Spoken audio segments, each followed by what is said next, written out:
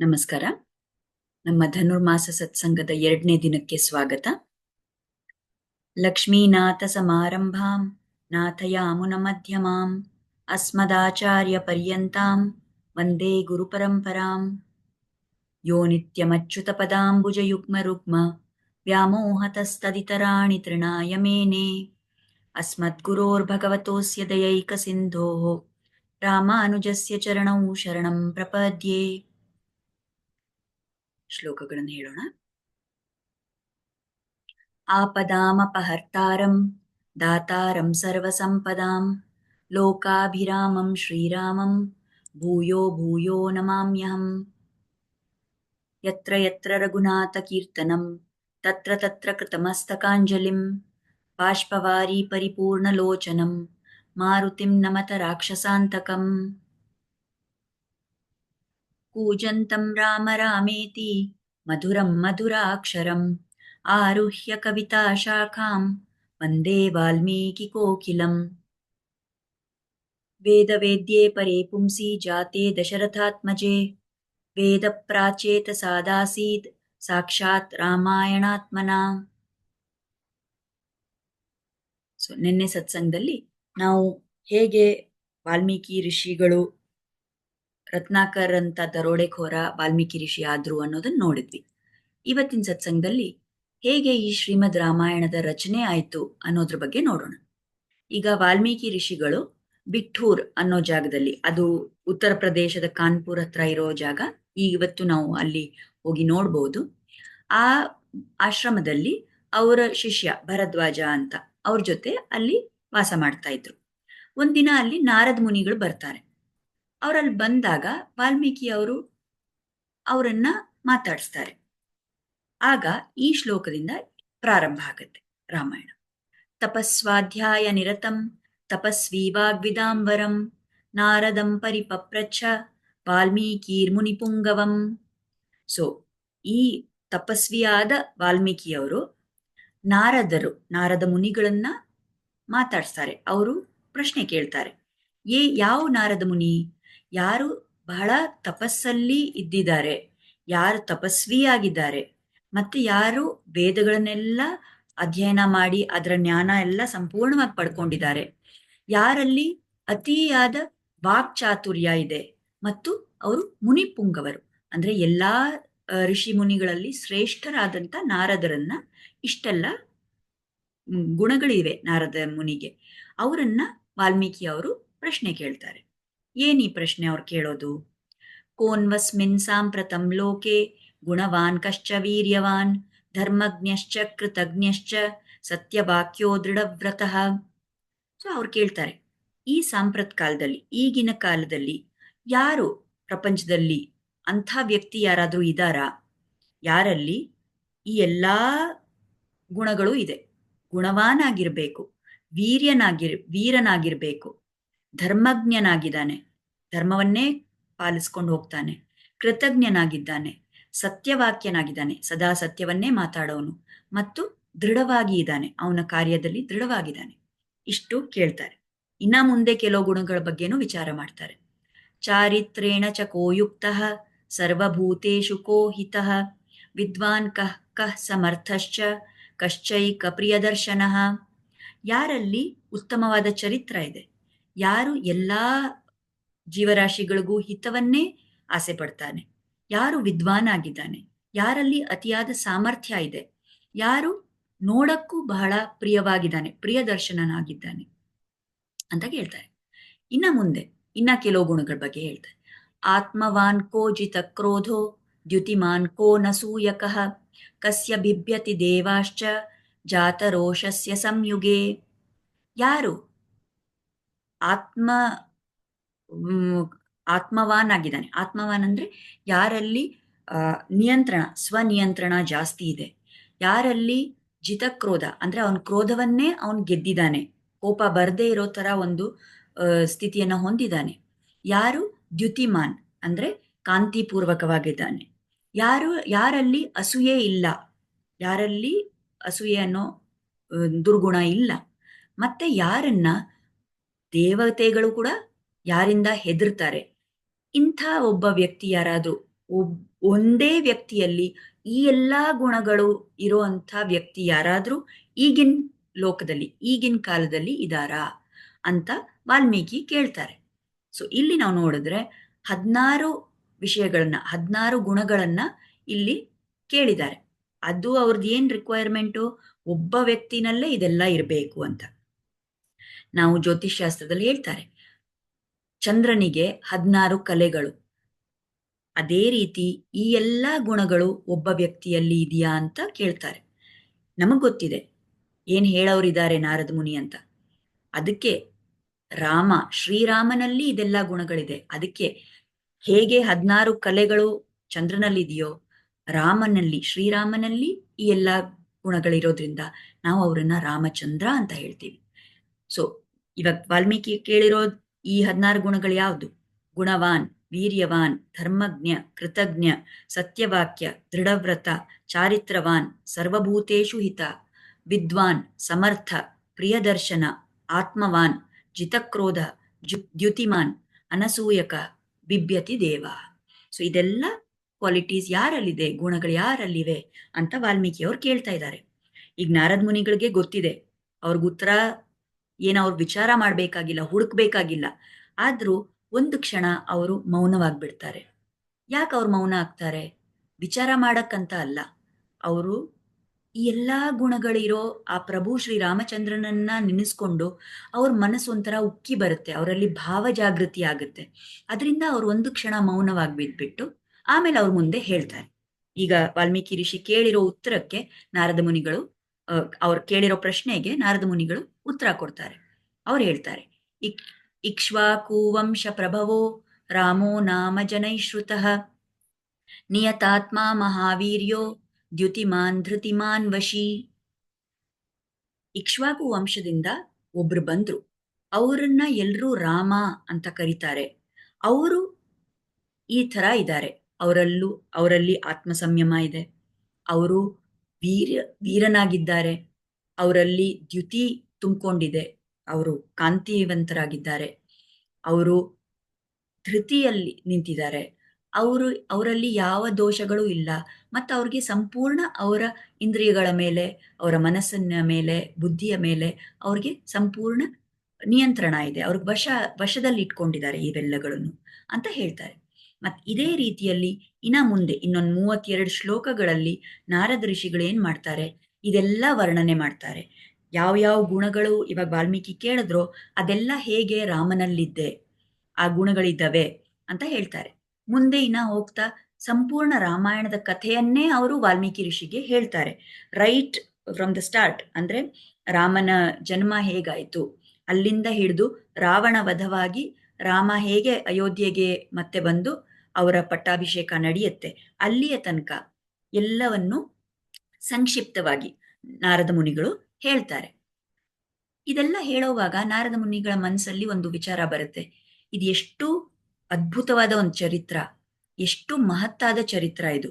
ಆದ್ರೆ ಯಾರೂ ಇದ್ರ ಬಗ್ಗೆ ಹೇಳಿಲ್ವಲ್ಲ, ಪ್ರಪಂಚಕ್ಕೆ ಇದು ಗೊತ್ತಾಗ್ಬೇಕಲ್ಲ, ಈ ವಾಲ್ಮೀಕಿ ಋಷಿಗಳೇ ಇದನ್ನ ಹೇಳಿದ್ರೆ ಎಷ್ಟು ಚೆನ್ನಾಗಿರುತ್ತೆ ಅನ್ನೋ ಒಂದು ವಿಚಾರ ನಾರದ ಮುನಿಗಳ ಮನಸ್ಸಲ್ಲಿ ಬರುತ್ತೆ.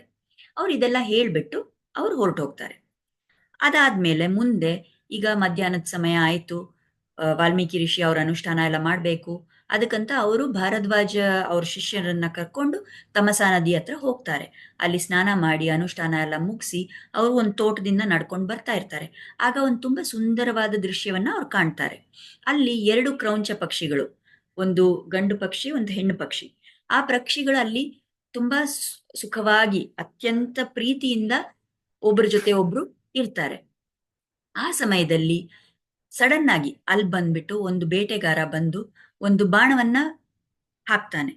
ಆ ಬಾಣದಿಂದ ಆ ಒಂದು ಪಕ್ಷಿ ಸತ್ತು ಹೋಗ್ಬಿಡುತ್ತೆ.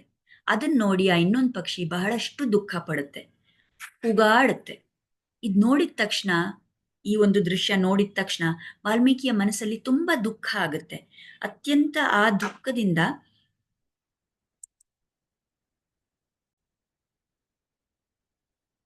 ಆ ಇನ್ನೊಂದು ಪಕ್ಷಿಯ ಸ್ಥಿತಿ ನೋಡಿ ಅತ್ಯಂತ ದುಃಖದಿಂದ ವಾಲ್ಮೀಕಿ ಋಷಿಗಳ ಬಾಯಿಂದ ಒಂದು ಉಚ್ಚಾರ ಆಗುತ್ತೆ, ಅವ್ರು ಏನ್ ಹೇಳ್ತಾರೆ ಅದೊಂದು ಶ್ಲೋಕವಾಗಿ ಬರುತ್ತೆ. ಪ್ರಪಂಚದಲ್ಲಿ ಮೊದಲನೇ ಸಲಿ ಈ ಒಂದು ಏನಂತೀರಾ, ಅದ್ಭುತವಾದ ಒಂದು ವಾಕ್ಯ ರಚನೆ, ಈ ಎಲ್ಲಾ ಅದರ ವ್ಯಾಕರಣ ಎಲ್ಲ ಪರಿಪೂರ್ಣವಾಗಿ ಸರಿಯಾಗಿ ಕೂಡಿ ಬಂದು ಇದೇ ಮೊದಲನೇ ಶ್ಲೋಕ ರಚನೆ ಆಗಿರೋದು. ಆದರೆ ವಾಲ್ಮೀಕಿ ಋಷಿಗೆ ಅದೆಲ್ಲ ಗಮನಿಸ್ತಾರೆ. ಆದ್ರೆ ಅಟ್ ದ ಸೇಮ್ ಟೈಮ್ ಅವ್ರಿಗೆ ಮನಸ್ಸಲ್ಲಿ ತುಂಬಾ ದುಃಖ ಅನ್ಸುತ್ತೆ.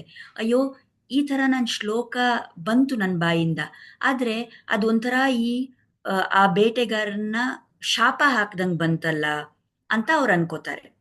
ಆದ್ರೆ ಅವರು ಸರಿ ಇನ್ನೇನ್ ಮಾಡಕ್ಕಾಗತ್ತೆ ಅಂತ ಸಮಾಧಾನ ಮಾಡ್ಕೊಂಡು ಆಶ್ರಮಕ್ಕೆ ಮತ್ತೆ ಬರ್ತಾರೆ. ಅಲ್ಲಿ ಬಂದಾಗ ಸ್ವಲ್ಪ ಹೊತ್ತಾದ್ಮೇಲೆ ಅಲ್ಲಿ ಬ್ರಹ್ಮ ದೇವರು ಬರ್ತಾರೆ. ಬ್ರಹ್ಮ ಅಲ್ಲಿ ಬಂದಾಗ ಅವ್ರು ಕೇಳ್ತಾರೆ, "ಏನಾಯ್ತು? ಯಾಕೆ ನೀವು ದುಃಖಿತರಾಗಿದ್ದೀರಾ? ಏನಾಯ್ತು?" ಅಂತ ಕೇಳ್ತಾರೆ. ಆಗ ವಾಲ್ಮೀಕಿ ಋಷಿ ಅವ್ರಿಗೆಲ್ಲ ಹೇಳ್ತಾರೆ, "ಈ ತರ ನಡೀತು ಘಟನೆ. ನನ್ ಶ್ಲೋಕ ಬಂತು ನನ್ನಿಂದ. ಆದ್ರೆ ನನಗೆ ಅದು ಈ ತರ ತಪ್ಪಾಗಿ ಹೋಯ್ತಲ್ಲ, ಶಾಪ ಬಂದಂಗಾಯ್ತಲ್ಲ, ಅದಕ್ಕೆ ನನಗೆ ಬೇಜಾರಾಗ್ತಾ ಇದೆ" ಅಂತ ಹೇಳಿದ್ರು. ಆವಾಗ ಬ್ರಹ್ಮ ಅದೇ ಶ್ಲೋಕಕ್ಕೆ ಬೇರೆ ಒಂದು ವಿಧದ ವ್ಯಾಖ್ಯಾನ ಕೊಡ್ತಾರೆ. ಅವ್ರು ಹೇಳ್ತಾರೆ, "ಇದು ಹೇಗಿದೆ ಅಂದ್ರೆ, ನೀವ್ ಹೇಳಿದ್ದು ನಿಜವಾದ ರೀತಿಯಲ್ಲಿ ನೀವ್ ಹೇಳಿದ್ದೇನಂದ್ರೆ, ಲಕ್ಷ್ಮೀ ದೇವಿ ಮಾ ಅಂತ ನೀವು ಶುರು ಮಾಡಿದೀರ. ಅದು ಅದು ಶ್ಲೋಕದ ಅರ್ಥ ಏನಂದ್ರೆ, ಯಾವ ವಿಷ್ಣುವಿನ ವಕ್ಷಸ್ಥಲದಲ್ಲಿ ದೇವಿ ಲಕ್ಷ್ಮಿ ಇದಾರೋ, ಆ ವಿಷ್ಣು ಈ ರಾವಣ ಅನ್ನೋ ಅಸುರನನ್ನ ಕೊಂದು ಈ ಭೂಮಿ ಭಾರವನ್ನ ಕಡಿಮೆ ಮಾಡಿದಾನೆ. ಆ ಕಾರ್ಯ ಮಾಡಿದ್ದಕ್ಕೆ ಈ ರಾಮನನ್ನ ಸದಾ ಕಾಲ ಎಲ್ಲಾ ಪ್ರಪಂಚದಲ್ಲೂ ಎಲ್ಲರೂ ಅವರನ್ನ ಬಹಳಷ್ಟು ಗೌರವ ಕೊಟ್ಟು ಸದಾ ಕಾಲ ಅವರ ಪ್ರಭಾವ ನೆನ್ಸ್ಕೊಳ್ತಾರೆ. ಈ ರೀತಿ ಇದೆ ಅರ್ಥ ನೀವು ಮಾಡಿದ ಶ್ಲೋಕಕ್ಕೆ." ಮತ್ ಬ್ರಹ್ಮ ಹೇಳ್ತಾರೆ, ನೀವ್ ರಚನೆ ಮಾಡಿದ್ರಿ ಅಂತ ಅನ್ಕೋಬೇಡಿ. ಅದು ನಾನು ಆಶೀರ್ವಾದ ಕೊಟ್ಟು, ನಾನ್ ಕೊಟ್ಟಿದ್ದ ಇನ್ಸ್ಟ್ರಕ್ಷನ್ ಇಂದ ಸರಸ್ವತಿ ದೇವಿ ನಿಮ್ಮ ನಾಲ್ಗೆಯಲ್ಲಿ ಕೂತು ಅದಕ್ಕೆ ನಿಮ್ಮಿಂದ ಈ ಶ್ಲೋಕ ಬಂದಿದೆ. ಸೊ ಇದು ಒಂದು ಒಳ್ಳೆ ಆ, ಕಾರ್ಯನೇ ಮಾಡಿದೀರಾ. ಈ ತರ ಅರ್ಥ ಇದೆ ನೀವು ಹೇಳಿರೋ ಶ್ಲೋಕಕ್ಕೆ. ನೀವು ಬೇಜಾರ್ ಮಾಡ್ಕೋಬೇಡಿ. ನನ್ ಮನ್ಸಲ್ಲೂ ತುಂಬಾ ದಿನದಿಂದ ಒಂದು ವಿಚಾರ ಇತ್ತು. ಮತ್ತೆ ಇದು ಭಗವಂತನ ಇಚ್ಛೆ. ಈ ರಾಮಾಯಣದ ಕಥೆ, ಈ ರಾಮಾಯಣದ ಎಲ್ಲಾ ಘಟನೆಗಳು ಇಡೀ ಪ್ರಪಂಚಕ್ಕೆ ಹರಡಬೇಕು. ಎಲ್ರಿಗೂ ಇದ್ರ ಬಗ್ಗೆ ಗೊತ್ತಾಗ್ಬೇಕು. ಸೊ ನೀವಿದನ್ನ ರಚನೆ ಮಾಡಿ. ನೀವು ರಾಮಾಯಣ ಅನ್ನೋ ಈ ಗ್ರಂಥವನ್ನ ರಚನೆ ಮಾಡಿ ಅಂತ ಅವ್ರ ಆಶೀರ್ವಾದ ಕೊಟ್ಬಿಟ್ಟು ಬ್ರಹ್ಮ ಹೊರಟೋಗ್ತಾರೆ ಅಲ್ಲಿಂದ. ಆಮೇಲೆ ಹೋಗಕ್ ಮುಂಚೆ ಅವ್ರು ಹೇಳ್ತಾರೆ, ಯಾವಸ್ಥ್ಯಾಸ್ಯಂತಿ ಗಿರಯಃ ಸರೀತಶ್ಚ ಮಹೀತಲೆ ತಾವದ್ ರಾಮಾಯಣ ಕಥಾ ಲೋಕೇಶು ಪ್ರಚರಿಷ್ಯತಿ. ಎಲ್ಲಿ ತನಕ ಈ ಈ ಲೋಕದಲ್ಲಿ ಪರ್ವತಗಳು, ನದಿಗಳು ನದಿಗಳು ಓಡ್ತಾ ಇರುತ್ತೆ, ಪರ್ವತಗಳಿರುತ್ತೆ, ಅಲ್ಲಿ ತನಕ ಈ ರಾಮಾಯಣದ ಕಥೆ ಈ ಪ್ರಪಂಚದಲ್ಲಿ ಅದ್ರ ಪ್ರಭಾವ ಇದ್ದೇ ಇರುತ್ತೆ ಅಂತ ಹೇಳ್ತಾರೆ. ಆ ತರ ಒಂದು ಆಶೀರ್ವಾದ ಮಾಡಿ ಹೋಗ್ತಾರೆ. ಮತ್ತೆ ಈಗಲೂ ನಾವು ನೋಡ್ತಾ ಇದ್ದೀವಿ ಹೇಗೆ ನಮ್ಮ ಭಾರತ ದೇಶದ ಬೇರೆ ಬೇರೆ ಭಾಗಗಳಲ್ಲಿ ಎಲ್ಲರೂ ಕೂಡ ರಾಮನ ಕಥೆ, ರಾಮಾಯಣ ಕಥೆಯನ್ನ ಇನ್ನೂ ಇಲ್ಲಿವರೆಗೂ ನಾವು ಕೇಳ್ತೀವಿ. ಇಲ್ಲಿವರೆಗೂ ನಾವು ಮರ್ಯಾದಾ ಪುರುಷೋತ್ತಮ ರಾಮ ಅಂತ ಅವರ ಪೂಜೆಯನ್ನ ಮಾಡ್ತಾ ಇದ್ದೀವಿ. ಅಲ್ಲಿ ನಮ್ಮ ಉತ್ತರ ಭಾರತದಲ್ಲಿ ಎಷ್ಟೇ ಒಂದು ಆಕ್ರಮಣ ಆದ್ರೂನು, ಎಷ್ಟು ಅಲ್ಲಿ ತೊಂದರೆ ಆದ್ರೂ ಕೂಡ ಜನ ಆ ಭಕ್ತಿಯನ್ನ ಕಾಪಾಡ್ಕೊಂಡು ಬಂದ್ರು. ಮತ್ತೆ ನಾವು ನೋಡಿದ್ವಿ, ನಮ್ಮ ಸೌಭಾಗ್ಯ, ನಮ್ಮ ಜನ್ಮ ಕಾಲದಲ್ಲಿ ನಾವು ಶ್ರೀರಾಮನ ಒಂದು ಅತ್ಯಂತ ಉತ್ತಮವಾದ ಒಂದು ದೇವಸ್ಥಾನ ಅಲ್ಲಿ ನಮ್ಮ ರಾಮ್ಲಲ್ಲಾದ ಸ್ಥಾಪನೆ ಅಲ್ಲಾಯಿತು. ಸೊ ಈ ಆಶೀರ್ವಾದ ಇರೋದ್ರಿಂದ ಈ ರಾಮಾಯಣ ಕಥೆ ಸದಾ ಕಾಲ ಅದು ಇದ್ದೇ ಇರುತ್ತೆ. ಮತ್ತೆ ಅದರಿಂದ ನಾವೆಲ್ಲರೂ ಕೂಡ ಒಂದು ಪ್ರೇರಣೆಯನ್ನ ಪಡಿಬಹುದು. ಈಗ ನಾವು ನೋಡಿದ್ರೆ ನಾರದ್ರು ಬಂದಿದ್ದು, ಮತ್ತೆ ಬ್ರಹ್ಮ ಬಂದಿದ್ದು, ಅಂಡ್ ವಾಲ್ಮೀಕಿಗೆ ಅವರು ಆಶೀರ್ವಾದ ಮಾಡಿದ್ದು, ಇದೆಲ್ಲ ಯಾವ ಸಮಯದಲ್ಲಿ ನಡೀತು?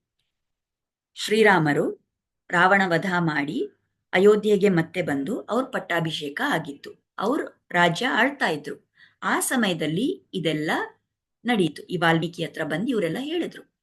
ಸೊ ವಾಲ್ಮೀಕಿ ಋಷಿಗಳು ಅವರು ತ್ರಿಕಾಲ ಜ್ಞಾನಿ. ಹಿಂದೆ ಏನಾಯ್ತು, ಈಗೇನ್ ನಡೀತಾ ಇದೆ, ಮತ್ತೆ ಮುಂದೆ ಏನ್ ಬರೋದಿದೆ, ಅದೆಲ್ಲಾನು ಜ್ಞಾನ ಅವ್ರಿಗಿತ್ತು.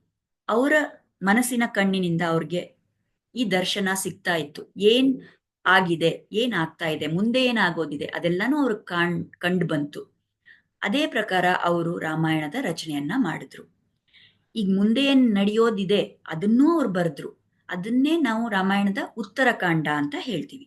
ಸೊ ಈ ವಿಧದಲ್ಲಿ ವಾಲ್ಮೀಕಿ ಋಷಿಗಳು ರಾಮಾಯಣ ಬರೆಯಕ್ ಶುರು ಮಾಡಿದ್ರು. ಇದು ನಾವು ಇವತ್ತಿನ ಸತ್ಸಂಗದ ವಿಷಯ. ಆದ್ರೆ ಇದರಲ್ಲಿ ಇನ್ನ ಕೆಲವು ವಿಷಯಗಳನ್ನ ನಾವು ನೋಡ್ಬೋದು, ನಾವು ಕಲಿಯೋದಕ್ಕೆ ಏನಿದೆ. ಮೊದಲನೇದಾಗಿ ನಾರದ ಋಷಿಗಳ ಬಗ್ಗೆ. ಈಗ ನಾವು ಸಾಮಾನ್ಯವಾಗಿ ನೋಡಿದ್ರೆ ಈಗಿನ ಕಾಲದಲ್ಲಿ ಎಷ್ಟೊಂದ್ ಕಡೆ ಪಾಪ್ಯುಲರ್ ಮೀಡಿಯಾನಲ್ಲಿ ನಾರದ ಋಷಿಯನ್ನ ಹೇಗ್ ತೋರಿಸ್ತಾರೆ, ಅವ್ರು ಏನೋ ಒಂದು ಕಿತಾಪತಿ ಮಾಡ್ತಾರೆ, ಅವ್ರು ಇಲ್ಲಿಂದ ಅಲ್ಲಿ ಅಲ್ಲಿಂದ ಇಲ್ಲಿ ಹೇಳ್ತಾರೆ, ಆ ತರ ಮಾಡಿ ಹಾಸ್ಯವಾಗಿ ಆ ವಿಷಯವನ್ನ ಹೇಳಲಾಗುತ್ತೆ. ನಿಜವಾದ ರೀತಿಯಲ್ಲಿ ನಾವು ನೋಡಿದ್ರೆ ನಾರದ ಋಷಿಯ ಅತ್ಯಂತ ಮಹತ್ವದ ಗುಣ ಏನಂದ್ರೆ ಅವರು ಪರಮ ಭಾಗವತರು. ಸದಾ ಕಾಲ ನಾರಾಯಣ ನಾರಾಯಣ ನಾರಾಯಣ ಅಂತ ನಾರಾಯಣನ ಜಪ ಮಾಡ್ತಾ ಇರುತ್ತಾರೆ. ಅವರು ಉತ್ತಮ ಭಕ್ತರು. ನೀವು ಈ ಶ್ಲೋಕ ಕೇಳಿರ್ಬೋದಲ್ಲ.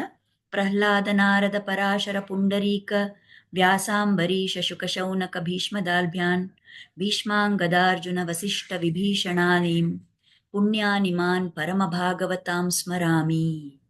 ಅಂದ್ರೆ ನಾವು ಪರಮ ಭಾಗವತರನ್ನ ನಾವು ಸ್ಮರಣೆ ಮಾಡಿದಾಗ ಅದರಲ್ಲಿ ತುಂಬಾ ಇಂಪಾರ್ಟೆಂಟ್ ನಾವು ಸ್ಮರಣೆ ಮಾಡೋದು ನಾರದ ಮುನಿಗಳದ್ದು. ಸೊ ಯಾಕೆ ಅವ್ರಿಗೆ ಇಷ್ಟು ಪ್ರಭಾವ ಇದೆ? ಯಾಕೆಂದ್ರೆ ಅವರಲ್ಲಿ ಜ್ಞಾನ ಇದೆ, ತಪಸ್ಸಿದೆ ಮತ್ತು ವಾಕ್ಚಾತುರ್ಯ ಇದೆ. ಈ ಎಲ್ಲಾ ಗುಣಗಳು ಹೊಂದಿರುವಂತಹ ವ್ಯಕ್ತಿಗಳೇ ಉತ್ತಮವಾದ ಗುರುಗಳು. ಮತ್ತೆ ಇಂಥ ಗುರು ಸಿಕ್ಕಿದಾಗ ಯಾರೆಲ್ಲ ಅವರಿಂದ ಪ್ರೇರಣೆ ತಗೊಳ್ತಾರೋ ಅವರೆಲ್ಲ ಬಹಳಷ್ಟು ಮುಂದೆ ಅವ್ರ ಭಕ್ತಿಯಲ್ಲಿ ಮುಂದುವರಿತಾರೆ. ನಾವು ಇದನ್ನ ನೋಡಿದೀವಿ. ಈಗ ರತ್ನಾಕರ್ಗೆ ನಾರದ ಋಷಿಯ ಸತ್ಸಂಗ ಸಿಕ್ಕಿದ್ಮೇಲೆ ರತ್ನಾಕರ ಅನ್ನೋನು ವಾಲ್ಮೀಕಿ ಋಷಿ ಆದ. ಈಗ ವಾಲ್ಮೀಕಿ ಋಷಿಗೆ ಈ ರಾಮಾಯಣ ಬರೆಯಕ್ಕೂನು ಪ್ರೇರಣೆ ಕೊಡ್ತಾ ಇರೋದು ನಾರದ ಮುನಿಗಳೇ. ಅದೇ ರೀತಿಯಲ್ಲಿ ವ್ಯಾಸ ಮುನಿಗಳು, ಅವ್ರ ಮಹಾಭಾರತ ಎಲ್ಲ ಆಗಿತ್ತು. ಆದ್ರೂ ಅವ್ರಿಗೇನೋ ಮನ್ಸಲ್ಲಿ ಒಂದು ದುಃಖ ಇತ್ತು, ಏನೋ ನನಗ್ ಸಮಾಧಾನ ಇಲ್ವಲ್ಲ ಅಂತ ಬೇಜಾರ್ ಮಾಡ್ಕೊಂಡಿದ್ರು. ಆ ಸಮಯದಲ್ಲಿ ಅಲ್ಲಿ ನಾರದ ಮುನಿಗಳು ಬರ್ತಾರೆ. ಅವ್ರು ವ್ಯಾಸರು ಕೇಳಿದಾಗ ನಾರದ ಮುನಿಗಳು ಹೇಳ್ತಾರೆ, ನಿಮ್ಗೆ ಯಾಕೆ ಗೊತ್ತಾ ಈ ತರ ಭಾವ ಇದೆ?